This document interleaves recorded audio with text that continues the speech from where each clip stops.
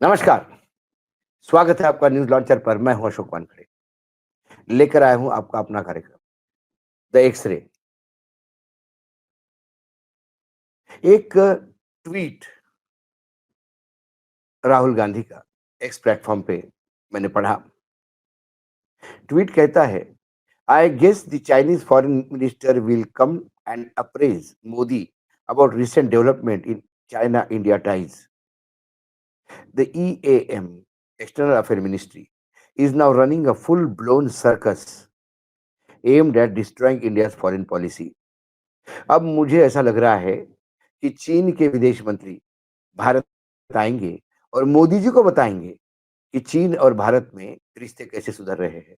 हमारा विदेश मंत्रालय एक पूरी सर्कस चला रहा है, जिसके चलते भारत की विदेश नीति पूर्ण रूप से नेस्तनाबूद हो रही है। राहुल गांधी का ये ट्वीट क्यों आया? और जब मैंने इसको देखा एक्स-रे के नीचे, तो फिर मुझे पता पड़ा राहुल गांधी ने जयशंकर के ट्वीट पर ट्वीट किया था। जयशंकर का ट्वीट क्या था? ये भी आप देख लीजिए। Called on President Xi Jinping this morning in Beijing along with my fellow SCO foreign minister. Shanghai cooperation organisation के विदेश मंत्रियों के साथ मैं चाइना के प्रेसिडेंट शी जिनपिंग के साथ मिला।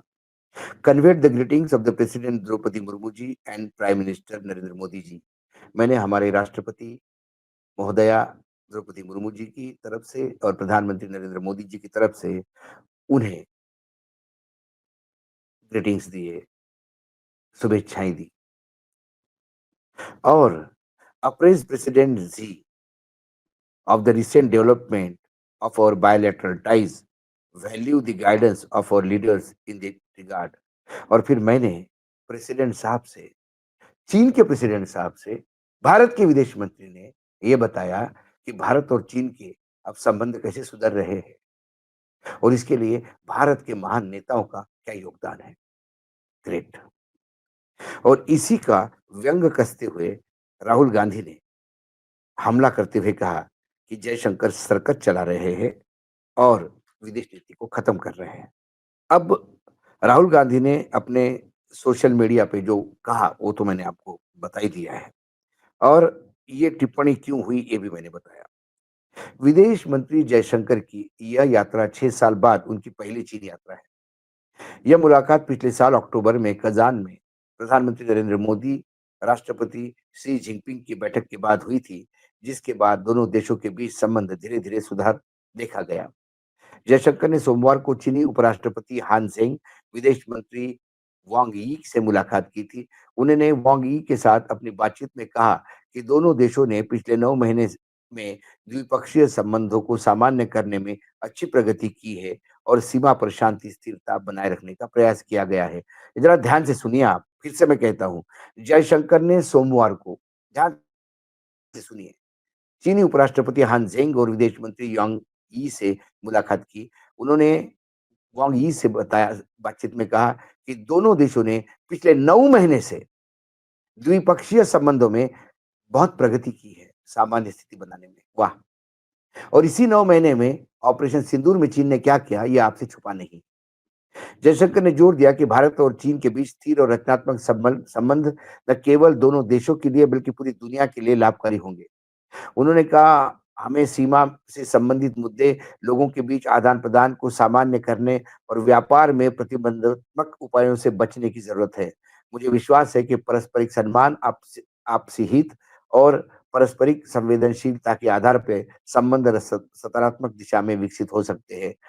अब बताइए, ये कहते हैं कि हम बहुत परस्पर हित देखें, आदान-प्रदान देखें और व्यापार में संवेदनशीलता हो और पिछले 1 महीने में चीन ने भारत के साथ व्यापार में क्या किया, इसके लगातार कार्यक्रम हम आपके सामने ला रहे थे।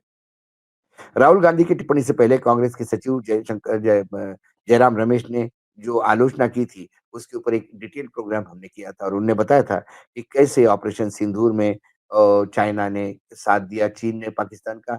चीन ने कितनी बार अब तक भारत के हितों के लिए अ, कुछ ना कुछ षड्यंत्र रच के भारत को नुकसान पहुँचाया। भारत एक छोटी अर्थव्यवस्था है और जो बड़ी अर्थव्यवस्था से नहीं लड़ सकती, ये बात किसने कही थी? भारत एक छोटी अर्थव्यवस्था है जो बड़ी अर्थव्यवस्था से नहीं लड़ सकती, ये और कोई नहीं, हमारे जयशंकर जी ने ही कहा था। जब चीन के बारे में बात हुई तो। एक तरफ पूरे देश में पोस्टर्स लगे हुए हैं कि हमारे प्रधानमंत्री ने भारत की अर्थव्यवस्था विश्व की तीसरे नंबर पे पहुँचा दी है और हमारे जयशंकर जी जो विदेश मंत्री है वो कहते हैं भारत एक छोटी अर्थव्यवस्था है जो बड़ी अर्थव्यवस्था से नहीं लड़ सकती। यानी इसका मतलब चीन के साथ हम नहीं लड़ सकते। इसलिए जो चीन बोलेगा वो हमको मानना होगा या चीन के सामने क्या भारत ने घुटने टेक दिए विदेश मंत्री के इस वक्तव्य से तो यही लगता है। अब कांग्रेस ने मांग की है कि आगामी मानसून सत्र में संसद में मानसून सत्र जो आ रहा है, उसमें कई मुद्दों पे चर्चा होगी, उसमें चीन भी है। चीन के मुद्दे पर चर्चा होनी चाहिए। पार्टी ने कहा अगर 1962 के चीनी आक्रमण के दौरान संसद की में सीमा स्थिति पर बहस हो सकती है, क्योंकि जब 62 में चीन ने आक्रमण किया था, तो अटल बिहारी वाजपेयी तब विपक्ष में थे, उन्होंने जोर-शोर से मांग की थी कि संसद का सदन बुलाया जाए और सरकार अपनी स्थिति स्पष्ट करे और उस 62 के चीन की लड़ाई के बीच लोकसभा का सत्र लगा और सरकार ने वस्तुस्थिति क्या है, क्या हो रहा है बॉर्डर पे और चीन और भारत के बीच में क्या हो रहा है, ये सारी जानकारी देश के सामने रखी थी। लेकिन उसके बाद यमुना में बहुत पानी बहा है। 2025 आते-आते पहलगाम आया और पहलगाम के बाद हमारी सरकार ने 52 लोगों का एक पूरा टीम 33 देशों में भेजे, ये बताने के लिए कि ऑपरेशन सिंदूर और में क्या हुआ और पाकिस्तान कितना नालायक देश है। लेकिन सबसे बड़ा प्रॉब्लम ये हो गया है कि कोई ये बताने की स्थिति में नहीं है देश को कि ऑपरेशन सिंदूर की असलियत क्या है। प्रधानमंत्री बार-बार ये आश्वस्त करते रहे कि माँ भारती का बेटा ना भारत को झुकने देगा, ना टूटने देगा। लेकिन ऑपरेशन सिंदूर में क्या हुआ, ये देश जानना चाहता है, जिससे वो अभी भी बात करने को तैयार नहीं। हमें कितना नुकसान हो गया, इसके बारे में आज भी जनता को कुछ पता नहीं। अलग-अलग तरीके से अलग-अलग बातें होती है। कभी कुछ आर्मी के अधिकारी कुछ बोल देते हैं, कभी कुछ विदेश से कुछ खबरें आती है, लेकिन भारत की सरकार इस मामले में चुप भी है। पाकिस्तान का पहलगाम हमला, उसके बाद ऑपरेशन सिंदूर, इसके ऊपर संसद का सदन बुलाने की जो भरपूर माँग की गई थी, उस माँग को सिरे से नकार दिया था सरकार ने। सरकार सवालों के जवाब देने में क्यों भागती है, सवाल ये है। राहुल गांधी की तीखी टिप्पणी और कांग्रेस की आलोचना ने भारत-चीन संबंधों और विदेश नीति पर एक नया राजनीतिक विवाद खड़ा कर दिया है। जहां जयशंकर और सरकार का दावा है कि भारत और चीन के बीच सामान्य होने की दिशा में बढ़ रहे हैं, वहीं कांग्रेस और इसके राष्ट्रीय सुरक्षा और विदेश नीति पर सरकार की नाकामी के रूप में पेश किया जा रहा है। हम हमेशा कहते हैं कि विदेश नीति जब से जयशंकर विदेश मंत्री बने हैं, तब से विदेश नीति लगातार डिले हो रही है। तो शुद्ध हिंदी में बोला जाए तो बाबू का बाबूगिरी का काम होना चाहिए। नीति निर्धारण का काम और नीति बनाने का काम ये पॉलिटिकल लीडरशिप करती है, राजनीतिक नेतृत्व करता है। जयशंकर ब्यूरोक्रेट हो, यस मैन हो, वो सिर्फ़ ऑर्डर लेने के आदी है।